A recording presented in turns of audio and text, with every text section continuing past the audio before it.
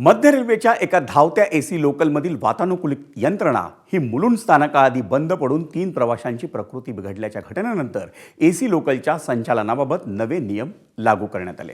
त्यामुळे यापुढे एसी लोकलची वातानुकूलित यंत्रणा ही प्रवासादरम्यान निकामी झाल्यास संबंधित लोकल ही पुढच्याच स्थानकात थांबवून त्या डब्यातल्या सर्व प्रवाशांना खाली उतरवण्यात येईल. त्यानंतर संबंधित रेक हा सेवेतून काढून त्याची तपासणी आणि दुरुस्तीसाठी तो कारशेडमध्ये पाठवण्यात येणार आहे. दरम्यान कालच्या घटनेत एसी लोकलमधल्या प्रवासादरम्यान तांत्रिक बिघाड निर्माण झाला होता. दिवा स्थानक पार केल्यानंतर त्या लोकलची एसी यंत्रणा बंद पडली आणि त्याच स्थितीत ती लोकल 15-16 मिनिटं धावत राहून मुलुंड स्थानकात पोहोचली. त्या अवधीत प्रवाशांनी गुदमरायला झाल्याच्या तक्रारी केल्या. त्यापैकी 3 प्रवाशांची प्रकृती बिघडल्यामुळे रेल्वे प्रशासनानं गाडी थांबवली. मुलुंड ते कुर्ला दरम्यान गाडीचे दरवाजे उघडे ठेवून हवा खेळती राहील अशी व्यवस्था करण्यात आली. त्यानंतर कुर्ला स्थानकात रेक सेवेतून काढून सखोल तपासणीसाठी कारशेडमध्ये पाठवण्यात आला होता, अशी माहिती मध्य रेल्वेचे मुख्य जनसंपर्क अधिकारी डॉक्टर स्वप्नील नीला यांनी दिली.